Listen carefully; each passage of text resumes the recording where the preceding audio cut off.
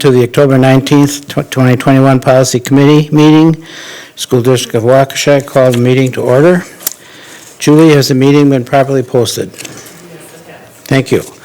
And this is the period of the meeting where we have the opportunity for citizens to speak. Each individual will be limited to 2 or 3 minutes time to speak in order for us to hear from the community and then get on to the agenda of our meeting. If there are 6 speakers or less, speakers will be notified of their 2.5 minute time, but they may be allowed to extend that to as much as 5 minutes. We do that when we have a smaller group, and we have to cut it off when we have a bigger group. So at this point, we only have 4. Oh, how many more are there? 3. Pardon? So 7 total. Oh, then we will be at the 3-minute warning. So, you have those sheets coming? Oh, they're working now. Okay, thank you. Thank you. Sorry. So, at the 2.5 minute warning, Julie will notify you that you have half a minute left. We expect all speakers to honor our time limit, refrain from using any inappropriate language in any manner, and be respectful in their comments. Speakers who do not meet these expectations may be prohibited from speaking at future meetings. We also expect the audience to be respectful of the speaker, the other speaker, and of the board, and refrain from responding with verbal comments, cheering, applause, etc. Please note that no obstructions can be created between the board and the audience, and that the area behind the speaker and the podium will be clear during our public comment.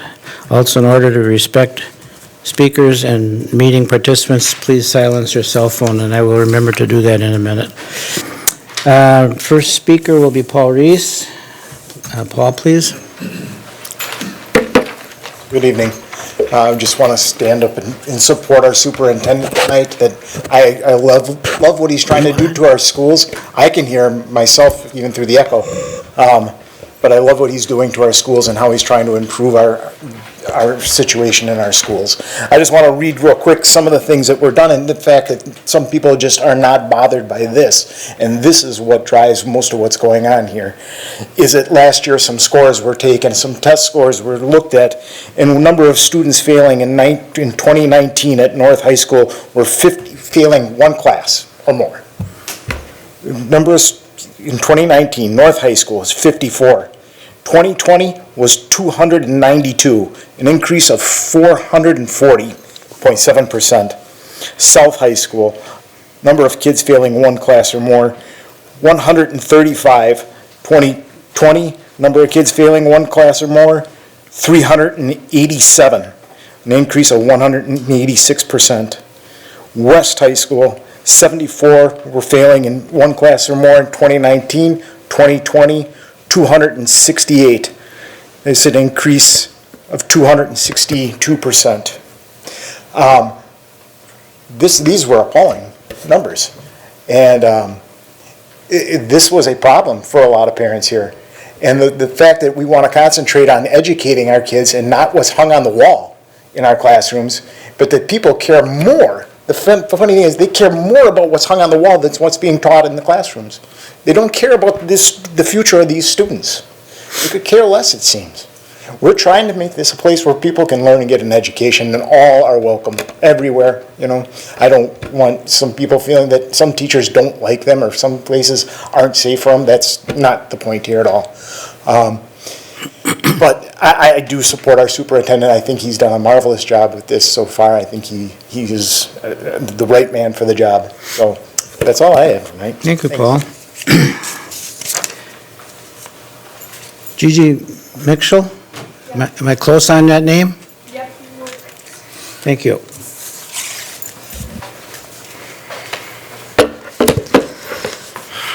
Hi, some of you may know me from the last board meeting. At the last meeting, I'm sure some of you heard there was news channels here. One of those sites comments were horrible. One comment stated, "Those kids need therapy, not designated safe spaces. Have any of these liberal whack jobs considered that this may discriminate against the normal kids?" Normal kids? This is just one example of the hate directed at LGBTQ+ students. My question is, why are people, parents, in the school board of Waukesha so mad at who we love? I have a beautiful girlfriend that makes me so happy. She supports me through everything I do, plus she is the most beautiful person I've ever met. Without her, I wouldn't be alive. Even tonight, she's probably watching this right now. I just wish she knew how much I love and appreciate her. She's the person that makes me smile every day, no matter how I feel. She's the one who's always there, gives me all her love, looks at me like there's nobody else in the world but us, and so much more. So why are people so mad about somebody being in love? What is so bad about a person loving the same sex? I want to know, because the ban of the signs because they're political is a horrible excuse for people being homophobic and racist. So I'm asking the school board to put aside your personal opinions and the parents' pressure and do your job, which is supporting the students, in case you forgot. Thank you. Thank you, Gigi. Next up is David Richmond. And I should say, followed by Bridget Skelly.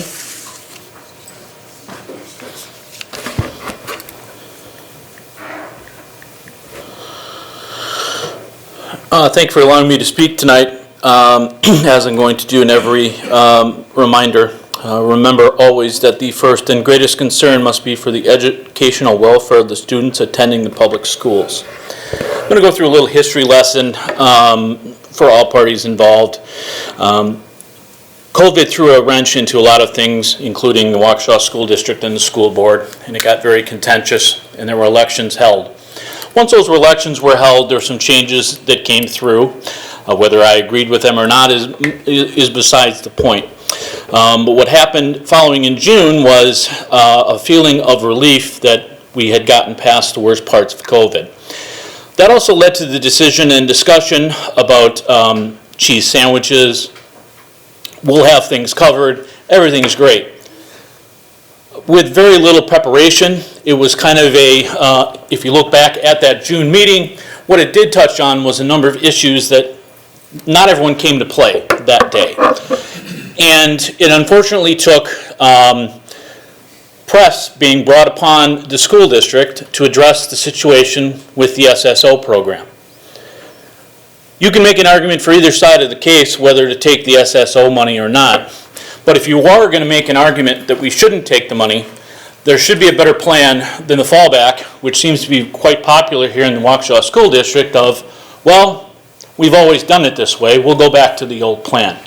That old plan doesn't address some of the situation where over 33%, probably closer to 45% of the school district attendees hit that threshold for free meals.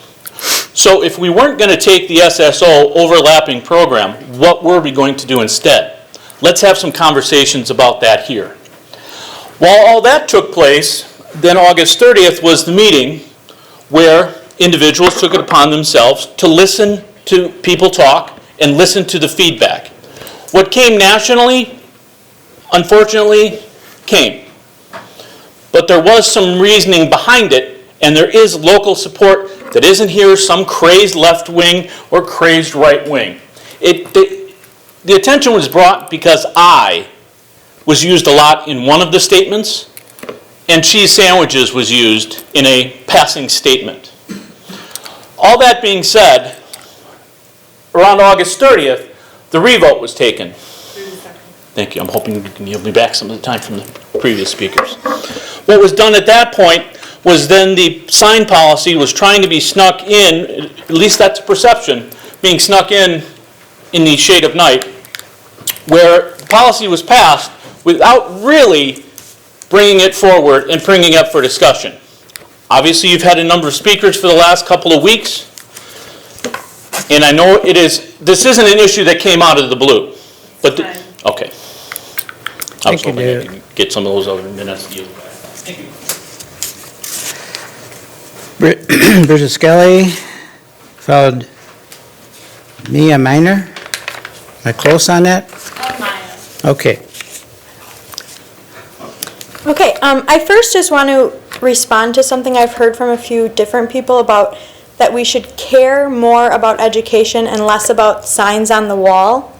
I just want to point out it's because I care about education that I care about signs on the wall. My students have told me they don't feel safe at school. Can you imagine trying to learn in a place where you don't feel safe? So I just understand that creating a safe environment is critical to them learning. So it's because I care about education that I care about signs on the walls. It's not taking the place of me caring about education. I just want to clarify that. And now on to what I was going to say. Hello, board members. My name is Bridget Skelly, and I am a teacher and a parent in the district. I want to share a story with you that happened to me recently. A few nights ago, my son ran into my room crying because he had had a bad dream. He was clearly terrified and very upset. And do you know what I did? I asked him how I could help. He told me that he wanted me to go get his brother and sister to protect them from the monster. So do you know what I did? I went and got them.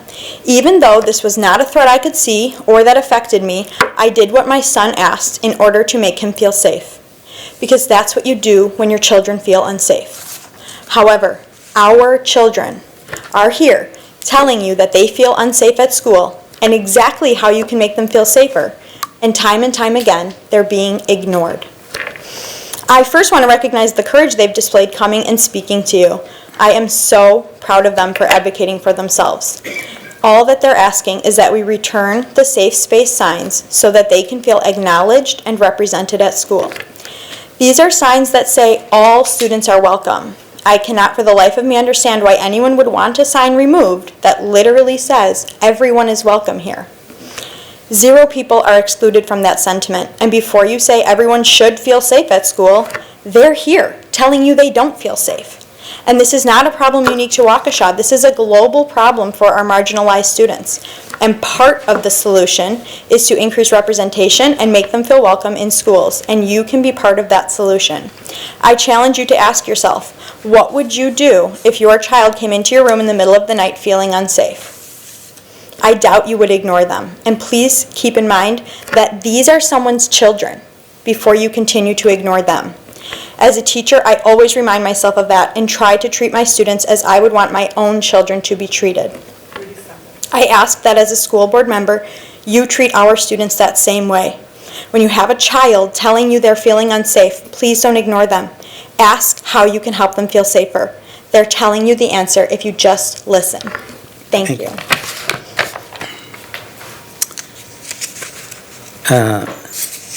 Mia, followed by Allison Jasinski. I'd like to start by saying thank you, Mr. Deese, for putting the signage discussion on next month's meeting. I understand that you're probably getting a lot of hateful messages and emails, but I want you to know how much it means to us, so thank you. Last week, you guys were very proud about the district's achievements in grading and GPAs. Students with depression report having their GPA drop over half a point with a pattern of increasing interference in school and motivation. And one of the only support systems students have are our teachers. Signage lets students know what teachers are equipped enough to deal with our issues. If we assume all teachers can help us and will help us, we won't get what we need in regards of our support. Do you personally think you're equipped enough to support our issues with being queer or being people of color? I'm betting majority of you probably don't feel super comfortable supporting someone in dire need when you don't understand. Nothing against teachers who can't. It's a difficult thing to deal with. But that's why signage is so important. It helps students know what teachers can help us and will help us. Thank you. Thank you. Yep. Allison, followed by Kaylee Williams.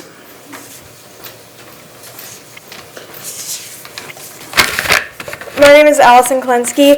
I spoke at the meeting last week, and since then I have only noticed the amount of hate towards minority students rising. Taking down the safe space signs at school has opened up room for hate from not only homophobic students, but also teachers. Many of my friends who are part of the LGBTQ+ community have told me that multiple times in classrooms, students and teachers have made homophobic and transphobic comments, discriminated against students, and even used slurs against minorities and especially the LGBTQ+ community. Not to mention the fact that the signs that are allowed to be hung up at school supporting these minority groups are being taken down and vandalized by not only students but also teachers. One cannot even begin to imagine the amount of trauma that this is putting on students and how this is negatively affecting their mental health. Students are coming to these school board meetings in order to fight for their rights, which is something many of you have never had to deal with as a child and something that children should never have to face. For those of you who haven't noticed, many of these students speaking at board meetings are holding back tears as they speak. Do you not see how much this is affecting students? You say you want what is best for students, but won't listen to us when we come to these board meetings telling you that we need to keep the pride flags up and the safe space signs. At the board meeting last week, a few speakers arguing against safe space signs and pride flags were making fun of students and other people fighting to keep up these signs and flags. They not only made fun of them, but they also called them names that Gigi has mentioned before. And not only is it specified at the beginning of board meetings to use respectful language, but these are grown adults making fun of students. Literal children. I have not seen any students coming up to this podium to mock any of the adults. Do you not see the issue here? Students should not be bullied for wanting to spread equality at school, especially not by adults, who are supposed to set the good examples. Keeping up the safe space signs and pride flags will help to stop the hate that the LGBTQ+ and other minority groups face from school from teachers and students, and will create a welcoming space for all students. Thank you. Thank you, Allison. Kaylee, followed by Sam D'Amico.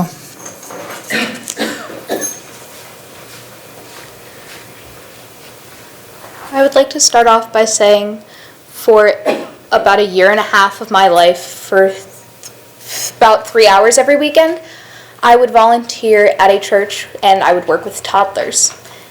Due to this experience, I'm a very patient person a lot of the time. I am also very willing to listen, and I'm typically very quiet. However, it takes a lot to push me to my breaking point, and me being here is my breaking point. I go to school every day with multiple students who do not care about me, my well-being, or how their words affect others. Just this week, I've had to report an incident of a student saying homophobic things and ableist things in my physics class, and it's upsetting because I have been working with multiple people to get this directive taken down, because throughout my life I've witnessed several experiences of hatred towards kids like me and towards people like my friends. These incidences have not only shaped who I am as a person, but they have shaped the way my friends respond, and they've put me in a space of trauma response or in a space of defense. I am here today to remind you that I will not continue to be silent anymore. This year is where I put my foot down, and I'm telling you now that I am not safe at school. And the visual reminders that there are people who care about me mean everything. And I can only imagine what my friends feel walking into classrooms where those signs are also hanging. I myself am lucky enough to be very stubborn, and I'm very persistent. No matter how patient I am, I will continue to fight for what I believe in. I can only imagine as my friends who are not as defensive as I am must feel having to walk into a classroom every day feeling they can say nothing, feeling that they can do nothing. By being here, I am speaking on behalf of them, and I'm speaking on behalf of my siblings who will one day have to be a part of this district. And I ask of you guys to really think about the students that you, as Maya had said, are not ready to protect in an immediate situation. You may not be equipped to deal with these students. However, these visual reminders are the best way to do that. Thank you. Thank you, Kaylee. Sam D'Amico?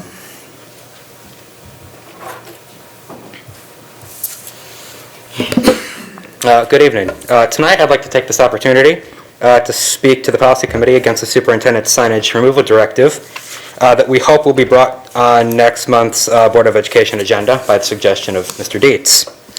What the Superintendent did was push through a directive that was reactionary and that responded to the concerns of some without actually communicating with our district before the policy was implemented. Teachers did not get to make their voices heard. Students did not get to make their voices heard, and community members did also not get to make their voices heard. Well, since then, we have heard from teachers concerned that they are being expected to ensure all students feel safe, accepted, and comfortable, while administration has actively taken away those supports that teachers relied on. We have heard from students concerned about their personal life experiences, their friends and fellow students that are concerned about their safety, comfortability, acceptance, tolerance, and respect in school. And we have heard from more than 3,000 community members, including teachers and students, that have signed a petition started by the Waukesha Alliance for Education to bring these posters back. The administration pushed through a policy that did not listen to our community, and so our community had no choice but to make their voices heard after the fact. Mr. Baumgart, Mr. Dietz, Mr. Zenobia, and Mr. McCaffrey, we have heard from our community, and now's the time for you to do your job. Thank you. Thank you, Sam. Just to make a minor announcement, in the past, we've often let people sign up after we're done with this part of it, but we're going to move away from that. And when the last person that has registered has signed up, that's the end of it because of our timing issues. So I just wanted you to know that as we go forward. With this, we will move into our action items, and the first of which is the minutes from our September 21st Policy Committee meeting. I'm going to be seeking a motion for approval of the minutes. So moved. Moved by Patrick, seconded by Greg. Any questions or issues with the minutes? Seeing none, all in favor of accepting the minutes, please say aye. Aye. Opposed? None. That's 4-0, Julie. And I should mention that Dr. Piasek had missed tonight because she's in something with her work. So she called in and let us know that, so that was appropriate. Okay, we do have 10 action items on the list. I will be going through those, and as Joel, you want to let us know when we get to one that we have some that might have issues that we have to look forward at. Okay, the first one is policy 0100. It deals with, definitions. And bringing that forward, that's the next one. In here, definitions of such things as school nurses, school officials were added. The use of the term board and district, you will see those in here. So I would be seeking any discussions you have on, again, some of these are going to be pretty straightforward, so if you saw something that you need discussed, please let us know. So there were some questions, Mr. Baumgart, regarding some of the definitions that are in this section. Dr. Piasek did reach out to me with a few, so I thought I'd bring them to the committee so that you can consider them in your discussion. Her first question related to a medical director. Yes, we do have a medical director, Dr. Julia Ostendorf, who is a local pediatrician. She's been with us for a long time. She advises us on issues related to specific medical plans. She does write our prescription for emergency epinephrine, and she writes our prescription for emergency Narcan in the district. And she's also a consultant of, when we need her as situations present. So we do have one. The policy does list. Oh. I'm sorry. I was just going to ask, would she fall under this definition? She is our medical advisor, yes. Okay. The policy does list that the district shall appoint a medical advisor. That's tied to statutory language, and it is just underneath this. That certainly could be moved, but under policy 5310.01, it does spell out that the superintendent shall appoint a medical advisor. So it's listed elsewhere in policy for the committee's consideration. We do have, under nurse, our school nurses are RNs. Nurse does equal RN. It doesn't equal LPN or CNA. It is for a registered nurse. Just to make that clear, given the use of the school nurse and IEP meetings and delegating medical responsibilities across the district, a CNA or an LPN would not be acceptable to fill this role. It does have to be a nurse. Nurses have the ability to delegate medical responsibilities. Under school official is anybody who is hired by or approved at the board level. So anywhere from our administration, the superintendent, our principals, our teachers, our aides, even volunteers who have gone through the approval process, that does constitute a school official. This term is used throughout the policies. The last time we really discussed this was in and around the seclusion restraint policy a few months back, where you saw school official. That's anybody who has a reporting requirement, anybody who's hired by the board to do their job. So that does summarize some of Dr. Piasek's questions. She did have some in there that I would have to ask her to clarify a little bit. Shall, will, and must being used interchangeably in policies. They do have different meanings. Shall, will, and must, I actually do have the same meaning. May does offer some discretion. So I would like to see a little bit more as to where her questions were, but I bring that forward for your consideration for the committee. Are you saying you want to look beyond today and look at those words or not? Certainly is there's nothing in here that is absolutely pressing. You don't have any policies before you tonight that we need to have them approved tomorrow in order to do our jobs or effectively operate our district. So if that carried forward to November's meeting, it'd be perfectly fine with me. And the only thing left in question is those shells and the wills?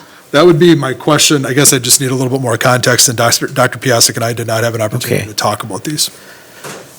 Well, the issue would be if you want to move ahead on this one, or if you want to just hold it for about a month. I don't have a particular. No, you can hold it. We'll take that one forward? Okay, and you'll see that she knows about that. Yep, we'll make sure we update her. Okay, so 0100 would move forward, or move ahead to next month. And that's not uncommon, that's okay.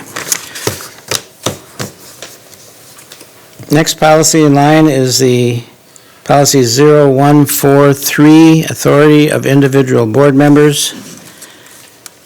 And this quite simply is a very short policy with a statement added to it that no member of the board shall be denied documents or information to which he or she is legally entitled and which are required in the performance of his or her duties as a board member.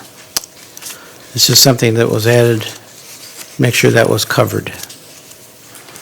Anybody have any discussion or issues with that one? Joe, is that okay with? That's fine. Dr. Piasek did have one question, just the statement about when quorum is met. But I think that's, clarified. If she were here, I would just emphasize an act of a board shall not be valid unless approved at an official meeting by at least a majority vote of the members present. So that would represent the quorum unless the policy or law states otherwise. That's covered in here. Yep. So unless we have any further discussion, I would move for approval of policy 0143 as modified. So moved. Moved by Greg, seconded by Anthony. Further discussion on 0143? All in favor, please say aye. Aye. Opposed? 4-0, Julie. Thank you. Policy 0144.3, conflict of interest. This one we've had just recently also, haven't we, Joe? Yep, we've discussed this. I don't necessarily know if it pertained to the board. I thought it maybe pertained to staff. Maybe it was a staff issue, I think it was at that time. In here you can see that we shall perform our duties in an ethical and free from conflict of interest. Conflict of interest, of course, talks about further on down here, accepting things that are of substantial value, we're not supposed to do that, obviously, nor shall solicit, accept, or anything of value could be reasonably expected to influence the board's actions. And down the bottom are some relative to the statutes. Dr. Piasek did have one Okay. comment on this, just relating to the term, she noted delete anything as defined in 19.1. So in point A, she suggested that we get rid of financial gain of substantial value. She's recommended or asked about deleting or anything. The thing that I'd remind the committee, and I haven't looked at the statute, is many of these policies, the language is taken directly from the state statute. So in order to stay in alignment with the state statute, we have in our past adopted the recommended language should it be located in the statute. So a lot of these policies, if you were to look up, for instance, Wisconsin statute 19.42 parentheses 7, you would see this word for word from that statute. So we're basically sticking with the statutes. That is the recommendation. That's how we've operated in that capacity in the past. Where we've had some discussions is around like Neola recommended language that we've liked it, we haven't liked it, we've had better language, we've tried to clean things up, but some of that stuff does come directly from statutes or DPI language. Okay, Anthony? I guess my comment from point A and point B seems a little contradictory, especially when you get to point B where it says, no member shall accept any offer of anything of value. I mean, that could mean really anything. And,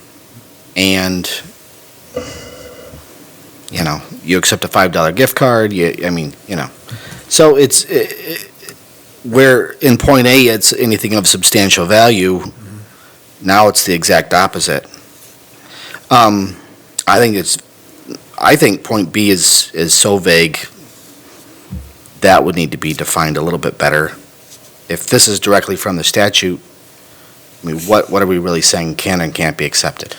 Yeah, I'd say that nothing can be accepted to influence your action, and I think that that's the second part of the sentence. So if it's a parking spot, if it's going to influence you, it shouldn't be accepted. So from the $5 card to Sure. $5,000 trip, all those things should be avoided.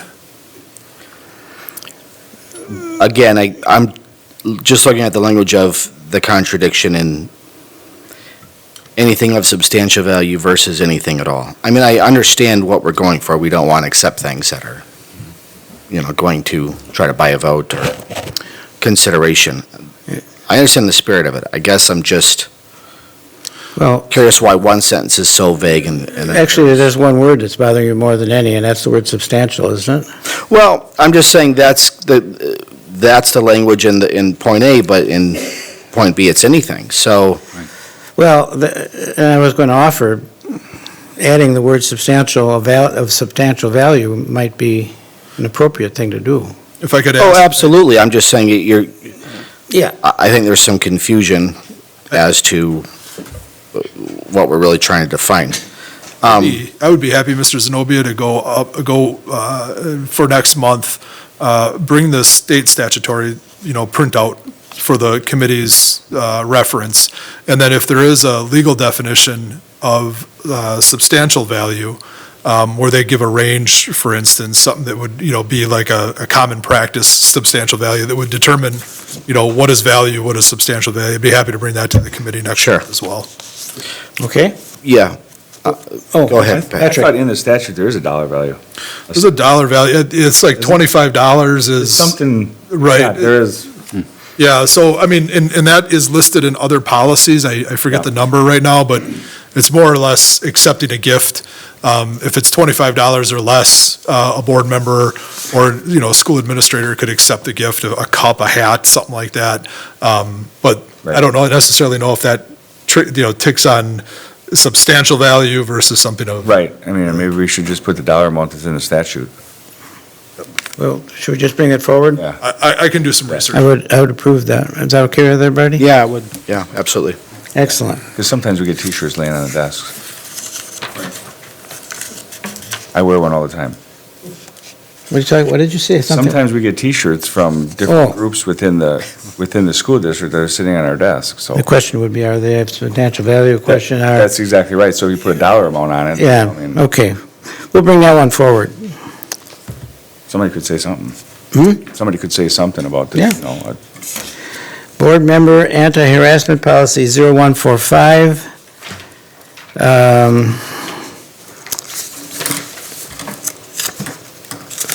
This one has a lot of wording, it's been added to it, all of which deals with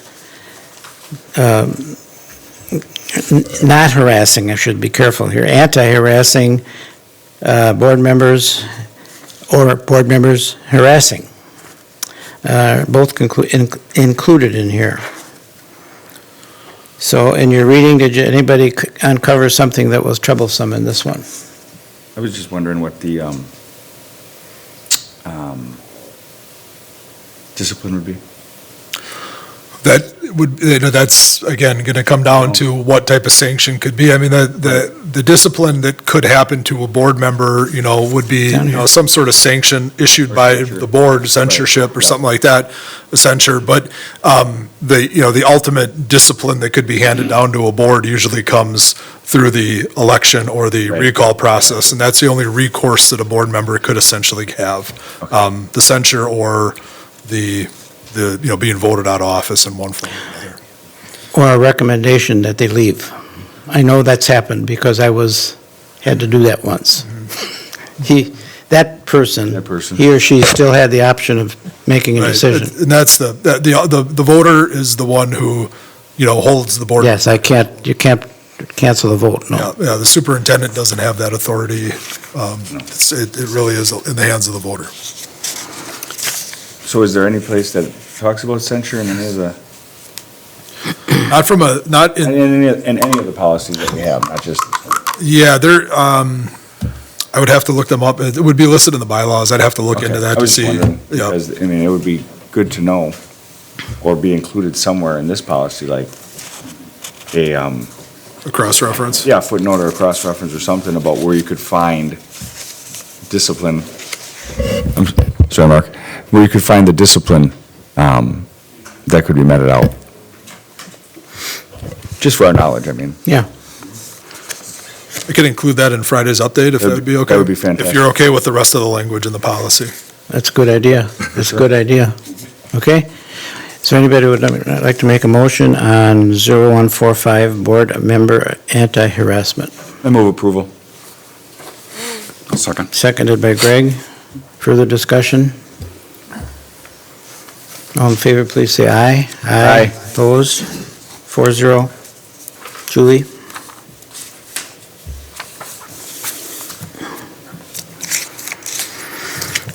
Okay. Policy 0171.1, simply titled President. And I will, the small description of this is the policy has been modified to more clearly differentiate the source of authority between common and union high school districts and unified districts. I didn't see that in here. Yeah, we took out and I apologize if I have the terminology wrong, I believe we're a common school district in Waukesha. It took out the language, the recommended language for the union school district, but since we did have these technical changes, we brought this forward for discussion. Okay. In a union school district, you'll have an annual meeting, and there was some language in this as it pertained to the annual meeting. In the common school district like we are, we have a budget hearing once a year, and that then is our. So quite simply, this is described as our type of district operates. Correct. We do not have any Okay. language in there. Now I understand that first sentence. Okay. Further questions on the policy called President? Seeing none, I will seek a motion for approval of policy 0171.1 President. So moved. So moved by Greg. Seconded by Anthony. Further discussion? Seeing none, all in favor, please say aye. Aye. Opposed? 4-0, Julie. Thank you. Policy 1210, board and superintendent relationship. Other than a few word modifications, a sentence is added in here, in the interest of promoting and maintaining a healthy and productive work environment, the superintendent shall report to the board president any information regarding board member conduct in violation of policy 3362.01, threatening behavior towards staff members, 4362.01, threatening behavior towards, lost my place, behavior and code of conduct, 0144.5, board member behavior or conduct. If such report involves the board president, the board vice president shall be notified. Anything on this one? One technical change that Dr. Piasek pointed out. and Yes. Gone through us on a number of readings. In the second paragraph, the superintendent is the chief administrative officer. Dr. Gray's title referred to him as chief executive officer of the district, and we maintained that in our definitions. So I would recommend to the committee if it would be okay if we change that from chief administrative to chief. Chief executive? Sir. That sounds appropriate. And you'll take care of that change? Yep. Further discussion on this one? Is Go ahead. this, I'm assuming this is how it's always been done, is this just to, Yeah. I guess, comply with Yeah, how we've always done things? It is, and it does provide a little bit of clarity. Should we run into a situation where there was a board member, there was some questions that had come up a few months back about, for instance, reaching out to legal counsel and who would do that and how we designate that. And then what if the board president were the one? This is going to provide a little bit of clarification if there's misconduct that involves the superintendent, the board president, or somebody else. So it is helpful in that regard. Okay. Thank you for the questions, good.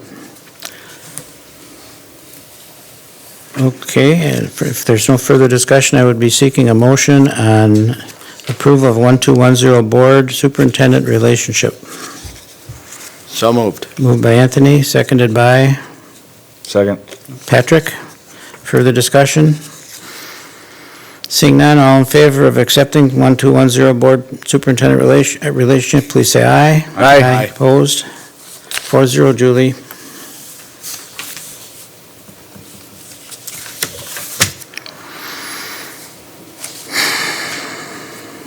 Policy 2430, district-sponsored clubs and activities. This was a longer worded one, and I think was trying to clarify what we were dealing with when we were talking about how and who participates in district-sponsored clubs and activities. And I think the district-sponsored word is the important one, is that correct? It is. I would ask, just based off of some of Dr. Piasek's questions on this policy, if we could forward this one along to November so she can be here to discuss it. I don't want to misrepresent her questions to the committee. That's so. perfectly all right with me. You guys okay? Good. Yeah. Move it to November. And next one is 4161, unrequested leaves of absence. And it's all summarized. One change in the bottom. Should a support staff member refuse to submit to this is, above it's talking about having an examination for some purpose. Should they submit to, requested by the superintendent, such refusal shall subject the support staff member to disciplinary action.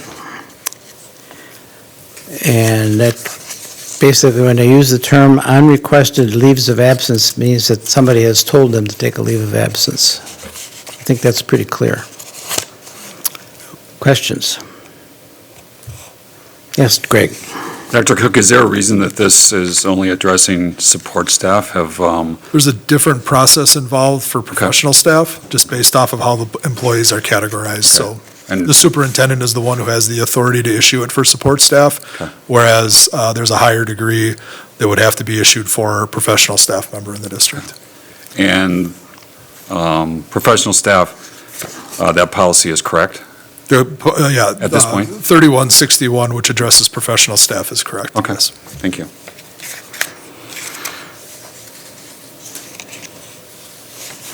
Okay, further questions, discussion on 4161, unrequested leave of absence? Patrick? Is this referenced in the employee handbook? It will be once it is updated.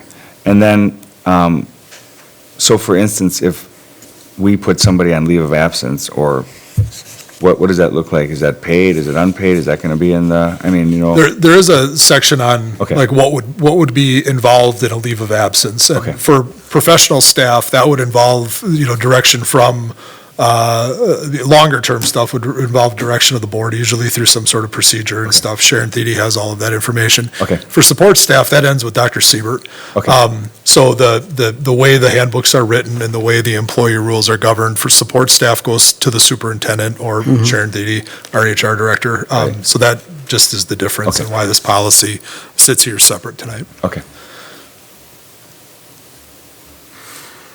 Further discussion? Greg? Dr. Cook, could you just clarify for me the different employee groups that would be under support staff? Custodial staff, instructional assistants, clerical staff would fall into that 4,000 series policies. Teachers, school psychologists, social workers, counselors would fall into the 3,000 series policies, Okay. as well as some of our administrative category. Okay, thank you. Okay. Seeing no further discussion, I would be seeking a motion for approval of 4161 unrequested leaves of absence. So moved. Seconded by Anthony. No more discussion? All in favor, please respond by saying aye. Aye. Opposed? 4-0. Julie? Okay. The next is a group of policies, 3215, 4215, 5512, and 7434, all of which have exactly the same wording added in under the use of tobacco and nicotine. And you will find the term in here on the second page. The term tobacco products retailer means retailers whose primary business is to sell tobacco and/or tobacco-related products. So that would not include things like drugstores where they have cigarettes for sale and stuff like that. Correct. We wouldn't want a local convenience store to be prevented from supporting the district in any way, shape, or form. But a tobacco shop whose sole purpose was tobacco or vaping products, we wouldn't accept them as, in sponsorship capacity to that degree. There was a suggestion, Dr. Piasek did request in 5512, and I just bring it forward. It's not one of the recommended changes tonight. Just pointing it out? Yeah, but I'll point it out to the committee and just provide some perspective on it. In 5512, under exceptions, the first paragraph, it shall not be a violation of this policy for tobacco products, tobacco-related devices, imitation tobacco products, or lighters to be included in instructional work-related activities in school buildings if the activity is conducted by a staff member or an approved visitor and the activity does not include smoking, chewing, or otherwise ingesting the product. And one of the reasons why this is put in 5512 under the use of tobacco, nicotine, and related products by students is that we will have in a health class or we will have a demonstration where it comes in and people will question, is it okay for it to come in? People go to the students' policy first, the 5,000 series, which addresses our students, which is why we want to make sure that we have that clarifying in there. I know that it addresses adults, but it does provide some perspective in a practical sense for those individuals who use the policy on a day-to-day basis. Similarly, in the policy 7434, which is up for discussion tonight, it's not, again, a recommended change, but the medical exemption from 5512, the language is a little bit different in 7434 because it addresses the general community. It's not specific to students. So the language in 7434 is FDA-approved cessation products of tobacco-dependent products are exempt from this policy for adults and staff 18 years and older. Staff using such products and bringing them to any school property or school-sponsored activity are responsible for the safekeeping of these products at all times and are responsible for assuring that no students are able to obtain access to these. So the nicotine patch, the gum, and things like that, that would be for the general public who's coming on our grounds. The language in the 5,000s, talking about the prohibition of the use of other products containing nicotine, including but not limited to patches, nicotine gum, may be removed when a parent or adult student provides documentation from a licensed medical practitioner that the student's use of non-tobacco nicotine products is being medically supervised for the cessation of a nicotine addiction. This is where we would need to essentially have the doctor's note saying that it's okay for Joe, who's a senior in high school, to have the patch on him while he's in school, similar to how we would handle medication distribution and such. So there is it does distinguish. If Dr. Piasek were here, this is how I would explain it in the committee format. So there's no change involved, just Just change, I'm attention. just trying to provide clarification as to why it's written the way it's written. Appreciate that. Okay, then we can, unless you have any objection, we can vote for all four of these in one shot. So I'd be seeking a motion towards approval of these four. I move approval of 3215, 4215, 5512, and 7434 as Thank- presented. Thank you. Is there seconded by Greg? Further discussion? All in favor of approval of these four policies, please say aye. Aye. Opposed? None. 4-0. Julie, for all of those. And the last action item is policy 9270, home-based private or tribal schooling. And Joe, I'm going to let you describe this, or lead this description of the change or So modification. this was a statutory update a few years ago, and we adopted some policy language a little while back that addressed this from its practical standpoint, but people would get confused on home-based. It used to read home-based private education or tribal education, and what we wanted to do in this policy is to just distinguish the three separate educational environments that a student could participate in, and then the rights that we would afford them as a school district. So under private education, so that would refer to a private school. It could be a parochial school, it could be a private school somewhere in our district. A tribal school education, if we had students attending a school related to one of the American Indian tribes in Wisconsin, that, you know, I don't believe we don't have any schools in our area that would fit that definition, but in the northern part of the state, they certainly do.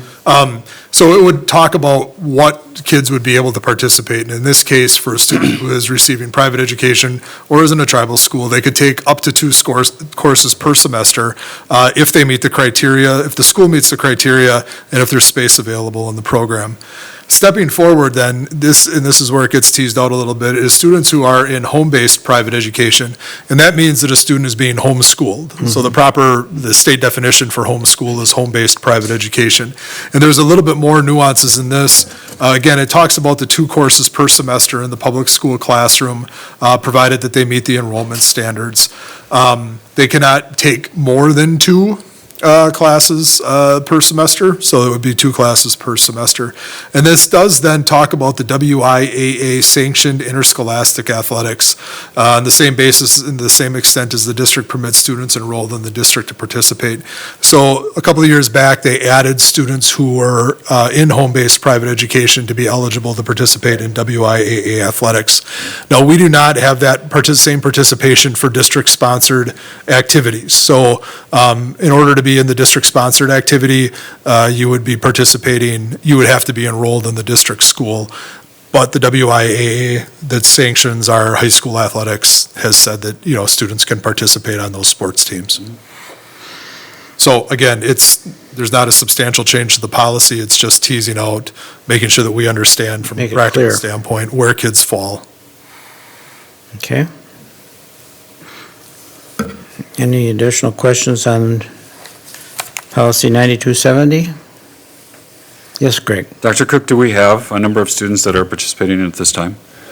We have a number of students who are in the home-based private education, yes. I don't know to what degree they would be participating in athletics right now. So at the elementary, middle, and high school levels, or? At the elementary, middle, and high school levels, yeah, we have students who are homeschooled, yep. Okay. Okay, seeing no further discussion, is there a motion for approval of policy 927? Oh, go ahead, Patrick. In the policy, it says the board shall not allow any student who is being educated at a private school or tribal school to participate in any of the district's non-WIA sanctioned athletic or extracurricular programs, but it doesn't say that they are not allowed to participate in the sanctioned. What, you understand? I mean, I don't understand why it's, because somebody at Catholic Memorial cannot participate in a sanctioned WIA athletic or extracurricular program at South, correct? Correct, unless it was through a co-op, Right, but it doesn't say that here. correct, yeah. I was just wondering why it says non-WIA. I would have to look into that for Okay. you, Mr. McCaffrey. Because I know that there is the co-op program for Yeah. the gymnastics, which is all the schools, Yeah. and the swim team at South is, but I was just Yeah. wondering why it's non, I find that an odd sentence. Well, I asked that also, Right. the term non-WIA sanction, I think you could look at that separately and just say that means athletics that are not sanctioned by WIAA, Right. which would be, what? Club teams. Club teams, Club okay. teams. But, so, if you read this, and you would get the impression that you could participate in sanctioned events. Oh, that's what you're seeing. Yes, Right. which, But they are. well, they are in a co-op. Oh, But say that I was at CMH and I wanted to join the tennis team at South. If you read this policy the way it's written, I could do it. If I lived in the district. I would have to look, Mr. McCaffrey, at the interscholastic athletic policy. Right, yeah. And, I mean, Okay. if you wanted to hold this one, we certainly could hold it for a month, and we could That's- bring forward the interscholastic athletic policy, which would cover what you're speaking of. Yeah, I Right mean, now. it's just, yeah, a little, it's, Yeah. it does seem to leave a hole. it does, a big hole. Yep. Because, I mean, Well, that's- you could participate for the school and not actually, as long as you lived in the district, according to this. Yeah, let's look at it. Right. Joe, you got it. Yep, we will. Everybody agrees we can take that one forward to next month? Yeah. Thank you. Well, we figured this would get to be, and we got more coming, guys. Not today, but, I mean, we have a couple today, but we have more of these kind coming at us, so. Finished off my list of action items. We have 4 policies on the agenda for discussion this evening. And let me preface it by saying the reason there's 4 is in 2 cases, there is a policy that is being deleted and moved into another policy. So it's not like we're redoing a bunch of stuff, it's just putting it into one package rather than 2. And I will start off with policy 2700.01, school performance and accountability reports. And the one that is matching with that, you'll see it attached, where everything is in red, and that is currently policy 0174.2, performance report. Joe and I feel we must deal with these, as we deal with these in the future, and by definition, this will become a new policy after one is deleted and another one is added to it. That's correct? It's going to be a new policy, Yeah. so we'll be using those procedural roles. And What we don't want to have is the board to say it's okay to delete this, but then not approve that when one replaces the other. So we just want to make sure that, for clarity's sake, we have a good understanding. you have to agree on both of them or none of them. The school performance report, just a short history lesson, used to be a very long, arduous, detailed process that occurred over the entire school year and was submitted to the state in one big old chunk. And then, as time went forward, before the DPI created the WISE Dash system, many of the components of the school performance reports were submitted electronically to the DPI as the school year went forward, but it wasn't there free and to the public to look at through the WISE system. Now we have WISE-Public portal, which has all of the information that used to be included in the school performance report there for any community member to go to and look at and do, an analysis of the Waukesha schools, and then a comparison of the Waukesha schools to either like-sized school districts or area school districts, whatever that they wanted to look at. So that being said, the school performance policy that was in place that we've looked at a couple of times has, ceased to be useful to anybody.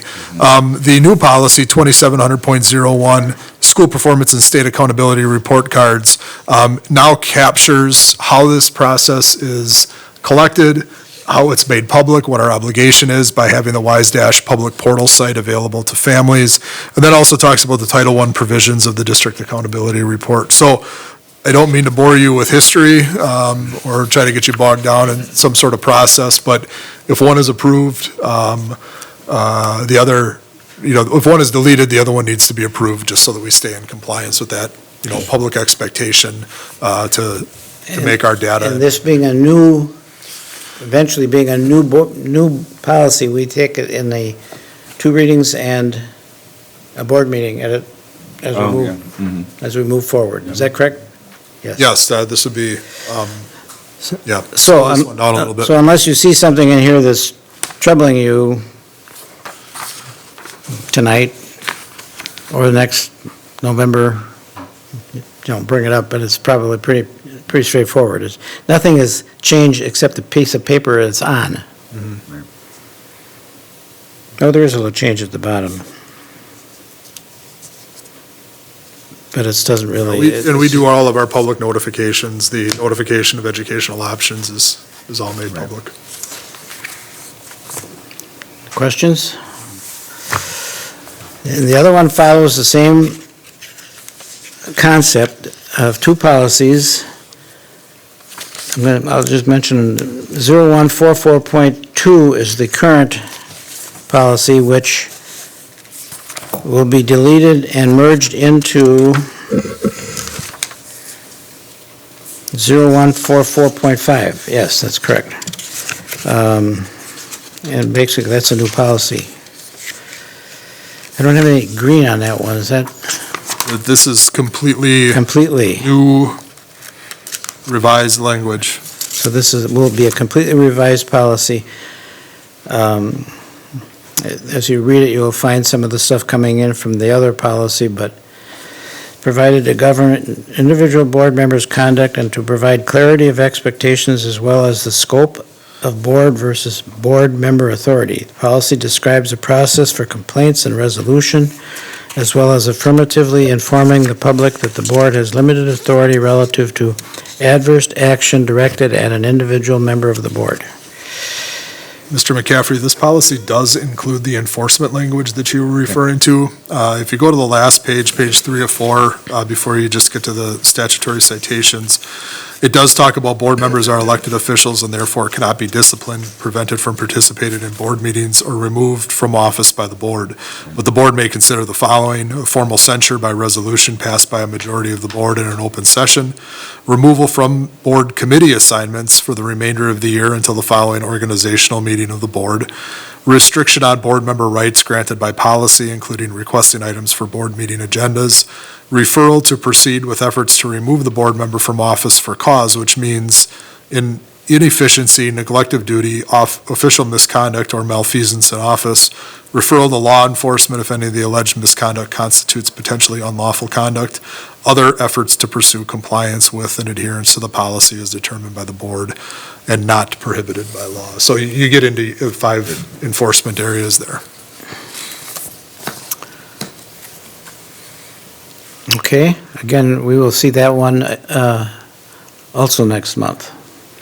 And it would have to be, again, one of those policies that is taken in tandem where if one is approved, the other needs to be deleted. We will probably seek it that way. We would seek the one you're eliminating first, and moving that and then acting on the new one. Right. Make sense? Excellent. With that, we have concluded our list of 14 policies we needed to deal with. We're bringing three of them forward for next month, along with these ones we knew we would bring forward. Do I have any recommendations for additional meetings for the coming meetings? We have a lot coming from Neola yet? Neola's provided us with recommended updates. They're in the hands, or getting into the hands of the assistant superintendents. They'll look at them from, procedural, lens, and then they'll be brought forward to the committee so that the board can As we're ready for want to them. adopt those. Okay, good. All right. Then our next policy committee meeting is scheduled for Tuesday, November 16th, 2021 at 6 o'clock. And with that, we are adjourned. Thank you. Thank you.